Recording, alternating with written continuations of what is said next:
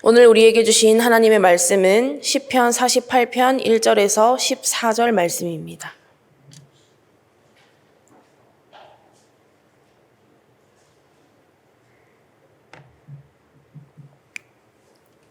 시편 48편 1절에서 14절까지의 말씀 교독으로 보겠습니다. 제가 먼저 읽겠습니다.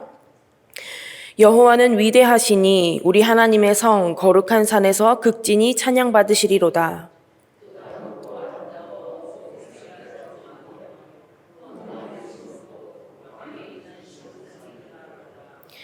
하나님이 그 여러 궁중에서 자기를 요새로 알리셨도다. 그들이 보고 놀라고 두려워 빨리 지나갔도다.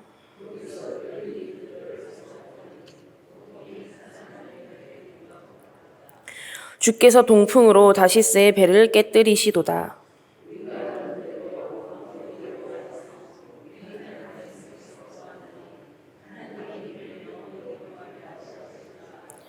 하나님이여, 우리가 주의 전 가운데에서 주의 인자하심을 생각하였나이다.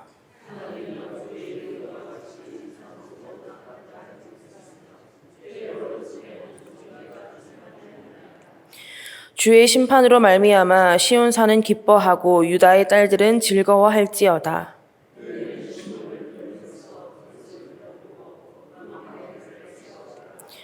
그의 성벽을 자세히 보고 그의 궁전을 살펴서 후대에 전하라.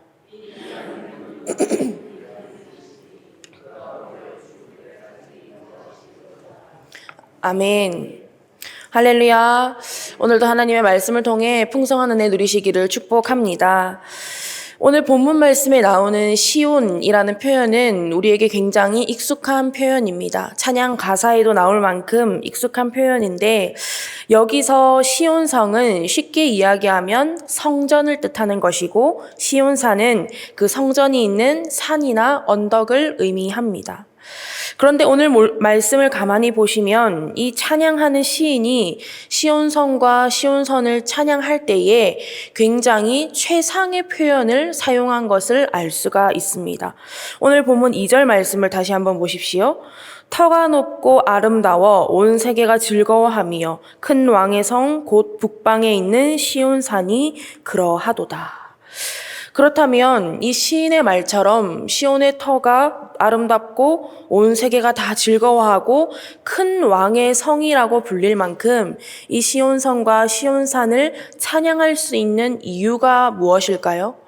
그 이유가 오늘 본문 말씀 1절에 나옵니다. 1절 말씀을 보시면 여호와는 위대하시니 우리 하나님의 성 거룩한 산에서 극진히 찬양 받으시리로다. 시온의 아름다운 이유는 그곳에 위대하신 하나님이 계시고 그곳에서 하나님을 예배하기 때문입니다. 도시 자체나 건물 자체의 아름다움이 시온의 아름다움의 이유가 아닙니다. 시온이 아름답다 이렇게 찬양할 수 있는 이유는 그곳에 하나님이 함께 하시기 때문입니다. 몇 년 전에 오바마 전 미국 대통령이 베트남을 방문했을 때 식사를 했던 한 식당이 전 세계적으로 유명해진 일이 있었습니다.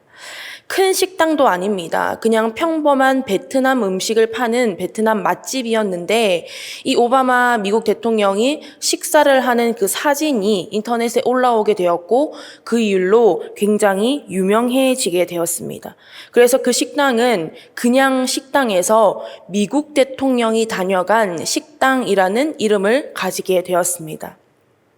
그 이후로 그 식당은 전 세계에서 몰려오는 관광객들로 문전성시를 이루었고, 제가 설교를 준비하면서 검색을 해보니까 이제는 분점을 차릴 정도가 되었다고 합니다. 여러분, 평범한 식당에 세상 나라의 대통령만 잠깐 다녀가도 이렇게 유명해지는데, 전 세계를 지으시고 우주 만물을 창조하시고 주관하시고 운행하시는 하나님께서 함께 하시는 곳에, 임재하시는 곳에 그것의 아름다움은 우리가 어떻게 말로 다 표현할 수가 있겠습니까? 하나님께서 임재하시고 거하시고 함께 하시는 곳이라면 그 거룩함과 아름다움은 사람의 말로는 다 표현할 수 없을 것입니다. 저와 여러분의 삶 또한 마찬가지입니다. 세상의 기준으로는 조금 부족해 보일 수 있습니다. 세상의 기준으로는 아름답지 않을 수 있습니다. 세상의 기준으로는 조금 모자라다 생각할 수도 있습니다. 그러나 우리의 삶이 아름다운 삶이라 고백할 수 있는 이유는 우리 삶에 하나님이 함께 하시기 때문입니다. 위대하시고 찬양받기 합당하신 하나님께서 함께 하시기 때문입니다. 그런 하나님께서 우리의 창조주가 되어주시고 우리의 주인이 되어주시기 때문에 우리 삶은 세상의 기준과 시선으로는 가늠할 수 없는 아름다운 삶이라 말할 수 있다는 것입니다. 여러분, 우리와 함께 하시는 하나님으로 인하여 우리 모두는 아름다운 삶을 살아가고 있다는 것을 믿으시기 바랍니다. 또한 시온이 아름다울 수 있는 이유는 하나님께서 시온의 요새가 되어주시기 때문입니다.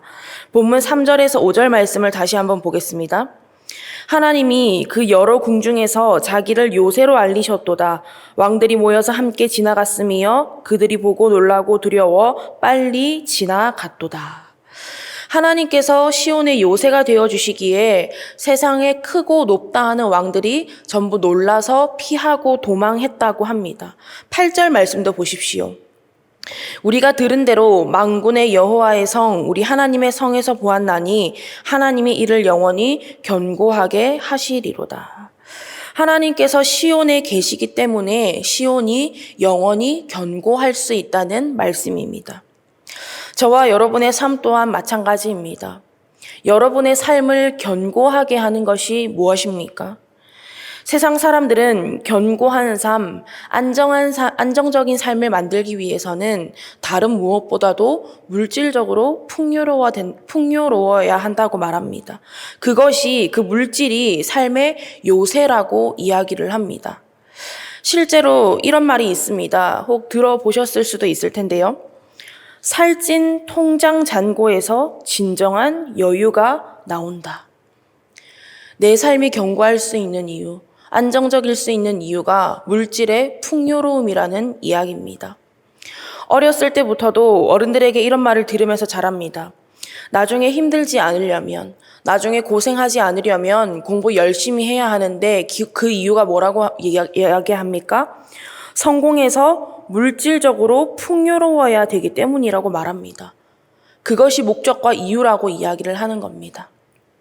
그래서 하나님을 믿는다고 하는 사람들조차도 하나님을 저 뒤편으로 밀어놓고 물질적으로 먼저 안정되고 나면, 이 힘든 일만 지나고 나면, 좀 평안해지면 나중에 그때 하나님을 찾겠다고 이야기를 합니다.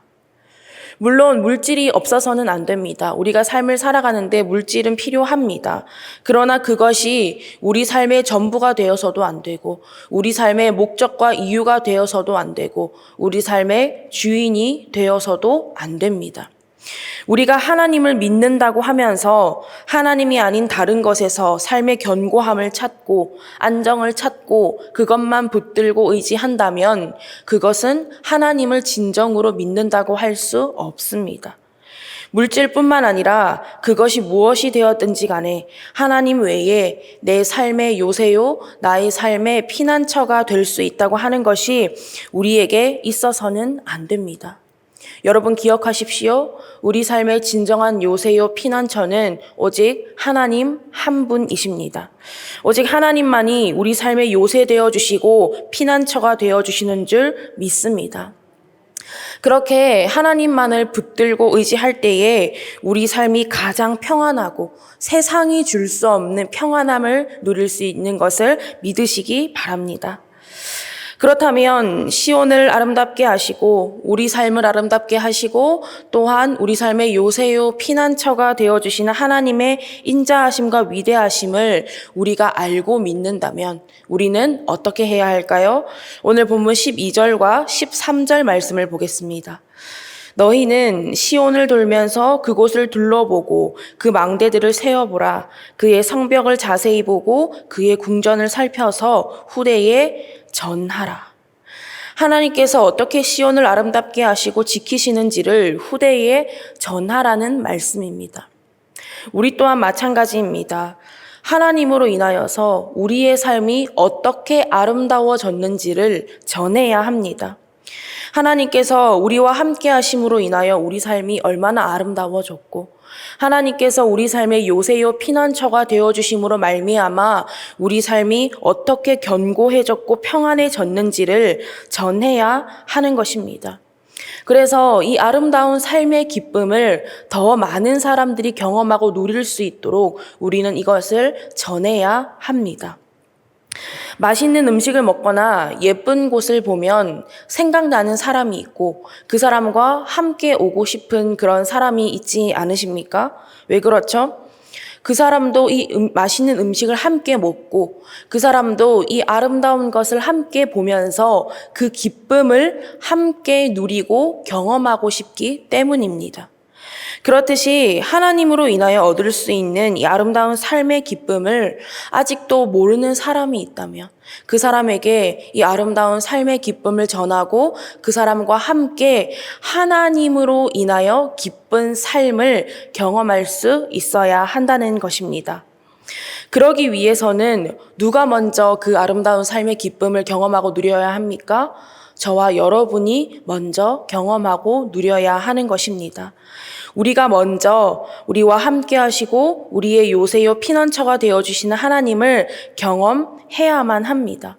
그런 하나님으로 인하여 기뻐하고 그런 하나님을 찬양하는 삶이 저와 여러분의 삶이 되어야 한다는 것입니다.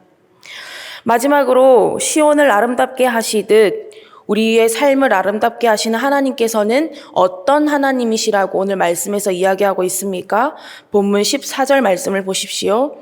이 하나님은 영원히 우리 하나님이시니 그가 우리를 죽을 때까지 인도하시리로다. 다시 한번요. 이 하나님은 영원히 우리 하나님이시니 그가 우리를 죽을 때까지 인도하시리로다. 하나님께서는 영원하신 우리 하나님이십니다.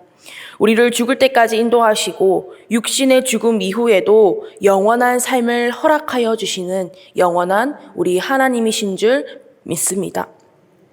그런 하나님께서 시온을 아름답게 하시듯 저와 여러분의 삶을 아름답게 하실 것입니다. 오늘 하루도 그런 하나님으로 인하여 기쁜 삶을 살아가시길 바랍니다. 오늘 하루도 그런 하나님으로 인하여 아름다운 삶을 살아가시기를 원합니다. 그래서 그런 하나님을 기쁨으로 찬양하며 아름다운 삶을 살아갈 수 있는 하나님의 자녀, 하나님의 백성 될 수 있는 저와 여러분, 밀양선결교회 모든 성도님들 될 수 있기를 간절히 바라고 원합니다. 기도하겠습니다. 하나님, 오늘도 하나님의 귀한 말씀을 허락하여 주시고 말씀과 기도로 하루를 시작하게 하심에 감사드립니다. 아름다울 수 없는 우리 삶을 하나님으로 인하여 찬양하는 삶, 아름다운 삶으로 변화시켜 주심 또한 감사드립니다. 우리가 기뻐하고 찬양할 수 있는 이유가 다른 것에 있지 않게 하시고 오직 우리와 함께 하시며 우리의 견고한 요새요 피난처 되어주시는 영원하신 하나님만이 우리의 기쁨과 찬양의 이유가 될 수 있기를 간절히 원합니다. 감사드리며 예수님의 이름으로 기도드립니다. 아멘.